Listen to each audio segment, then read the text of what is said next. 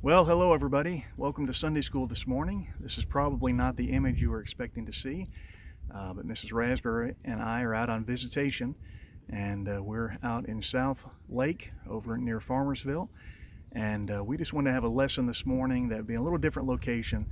So this morning's lesson, we have a handout which was either emailed to you or to be available in a link below. And so you can print that out, or you can follow along as we study this morning in Numbers chapter 6 concerning the Nazarite vow. Now, at the end of Leviticus, God gave several different opportunities to vow a vow unto him for those who were desirous of going the second mile, going above and beyond what was obligated of them. A vow is always a voluntary thing, and God expects us to keep our vows, but whether we make a vow or not is entirely up to us. And in Numbers chapter 6, we have another vow that's introduced, known as the Nazarite vow. Now, I'm going to give you 6 basic facts concerning the Nazarite vow from Numbers chapter 6. I'm not going to read all the verses. You can follow along in your Bible. You can follow along in the handout. But Numbers 6:2 says, "Speak unto the children of Israel, and say unto them, when either man or woman shall separate themselves to vow a vow of a Nazarite, to separate themselves unto the Lord." And so 6 facts about the Nazarite vow. First, this vow was limited to the children of Israel. It was never opened up to anyone outside of the children of Israel. Gentiles, Christians like us, we're not invited to take the Nazarite vow. This was something that was under the Old Covenant and does not apply to us. Number 2, this vow was open to men or women. Number 3, it was a vow of separation and holiness. In fact, the word Nazarite comes from the Hebrew word Nazir, which means to separate or to consecrate. And so someone who was a Nazarite had taken this vow to separate themselves to the Lord, and for a certain amount of time was consecrated to him. Verse 8 says, "All the days of his separation he is holy unto the Lord." And then the 4th fact is the Nazarite vow was usually temporary. In verse 4, it was measured in days. It is commonly believed that the Nazarite vow was usually about 30 days and almost never past 100 days. And of course, we have some lifelong Nazarites in the Bible, but most of the time it was for a set amount of time, 30 days, maybe 3 months, and not longer than that. The next fact is the Nazarite vow had 3 restrictions.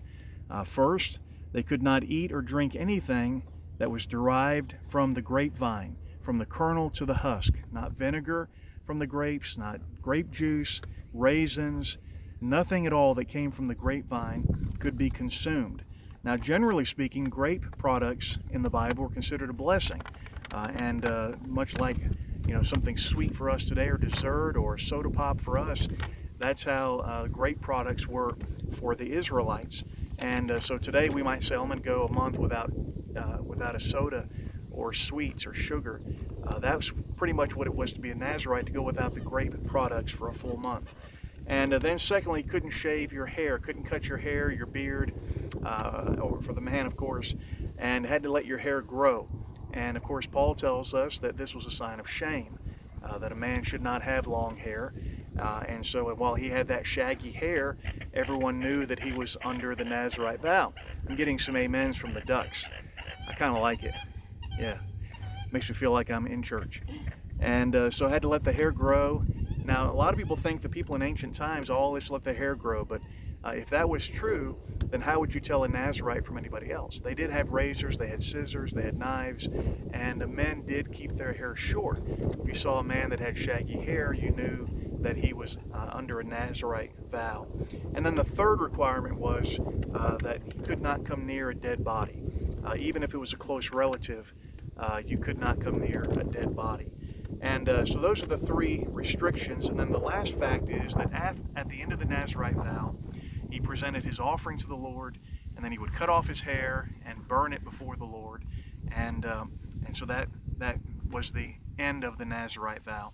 Now, who were some of the famous Nazarites in the Bible? Well, first we need to remove someone from the list. The Lord Jesus Christ was not a Nazarite. Okay, he was a Nazarene, and that means that his hometown was Nazareth. A Nazarite is not a Nazarene. And so the idea that Jesus had long flowing hair because he was a Nazarite or Nazarene is not accurate. I'm sure that Jesus had short hair like all the Jewish men of his time. And So Jesus was not a Nazarite. Samuel was a lifelong Nazarite, according to 1 Samuel 1:11, and he was committed to this by his mother, who lent him to the Lord all the days of his life. And there's a lesson here for young people whose lives are being affected by their parents' decisions. Maybe you didn't decide to start going to church, but your parents did. Maybe you didn't decide to be in the ministry, but God called your parents into the ministry. Well, Samuel honored his mother's vow until he knew God's will for his own life, which was to remain in that Nazarite, under that Nazarite vow all the days of his life. And so you young folks, you're in the ministry or whatever, your parents are in the ministry, you can fight it, make yourself miserable, or you can accept that this is God's will for your life and enjoy it and grow in it and make the best of it. But anyway, so Samuel was placed under that by his mother's decision. The most famous Nazarite was, of course, Samson in Judges 13:5, when God himself instructed that Samson was to be a Nazarite from his mother's womb. And so all of his life he was under those restrictions. Now Samson, of course, did not honor that vow. He was constantly pushing the boundaries, constantly in the wrong place at the wrong time. We find him hanging around the Philistines and their drinking parties. We find him walking through vineyards. We find him eating honey out of a dead lion's carcass. How gross is that? How defiling is that? And of course we find him consorting with prostitutes. And so Samson, though he was placed under that vow and had the long hair all of his almost all of his life, then but we see that he was always pushing the boundaries of it, and sometimes I think was just in other words, he wasn't living a separated holy life, even though he had some of the standards kind of in place in his life. Of course, Delilah cut off his hair, and then he had no strength. But we know that his strength was not in his hair, his strength was in the Spirit of God. And when that final straw, when that final thing was done, where his hair was removed, God said, you've broken the vow, you're not in my will, you've been pushing things too long, and he allowed him to be turned over to the Philistines. And sometimes we Christians, we can be like Samson. We make a big deal about our standards, and we should. We ought to have high standards of separation and holiness. But many of us, we have standards, but we really push the boundaries. And we're not really separated in our hearts. We're kind of right on the line on a lot of things in the gray area. And we really don't care about being holy to the Lord. We just care about keeping certain standards. And it's good to have standards. We need to have standards. But far more important is to have the right heart to go along with those standards. And Samson's a good example for that.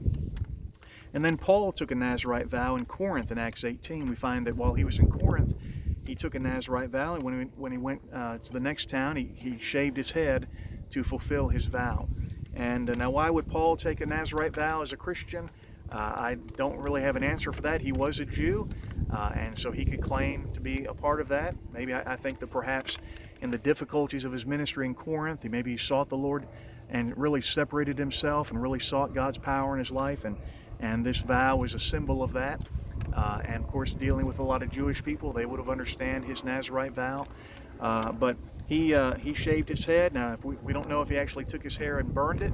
The Bible doesn't say. But you and I'm not a Jew. I don't think I can take the Nazarite vow.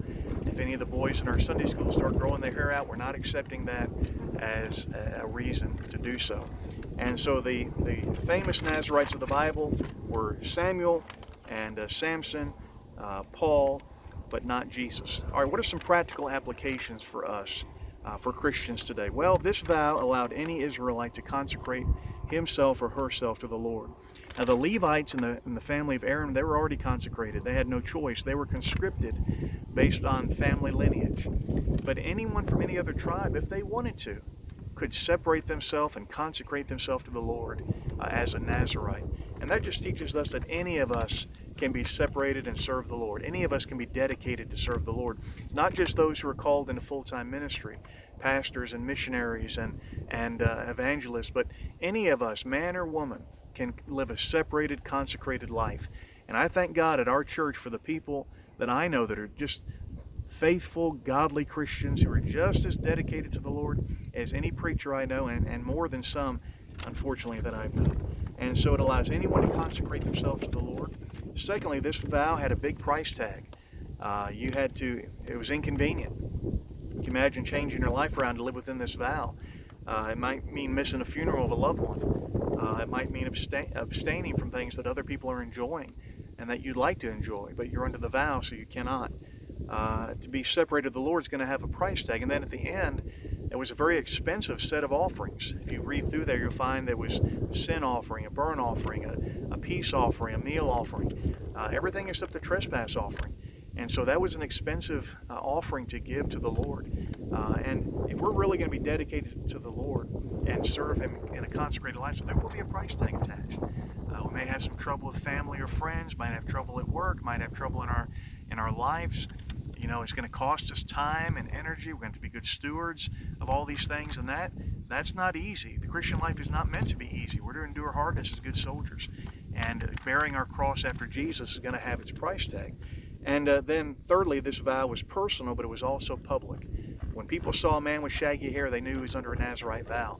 And you and I shouldn't be ashamed of our Christian life, but should live it out and have a clear testimony before the world. And then fourthly, the Nazarite vow could be temporary or it could be for life. Now, which do you think the Lord would want from us? We're believer priests. He wants us to be committed to Him, consecrated to Him for a lifetime. Not just for 6 months or 3 months or 30 days. He really wants us to put it all on the line, be a living sacrifice, and live for Him all the days of our life. Now I'm going to end at the end of chapter 6 is Aaron's high priestly blessing. I think this is a great thing for us to end on as we go through this coronavirus quarantine. And Numbers 6:22, the Lord spake unto Moses, saying, Speak unto Aaron and unto his sons, saying, On this wise ye shall bless the children of Israel, saying to them, The Lord bless thee and keep thee. The Lord make His face shine upon thee and be gracious unto thee. The Lord lift up His countenance upon thee and give thee peace. And they shall put my name upon the children of Israel, and I will bless them. Well, if you've always said, man, I've never heard a lesson on the Nazarite vow from a guy sitting in a canoe in the middle of a lake, now you can say that you have. And I hope that this quarantine will end soon. I'm counting on it being ended this Sunday. I certainly hope we can get back to normal. Please tune in to the live stream of the service at 11 o'clock and 6:30 this evening. Leave a like or some kind of comment to let us know you were there. And don't forget your tithes and offerings. God bless you. Thanks for tuning in. And we're praying for you. We love you. And if we can do anything for you, just let us know.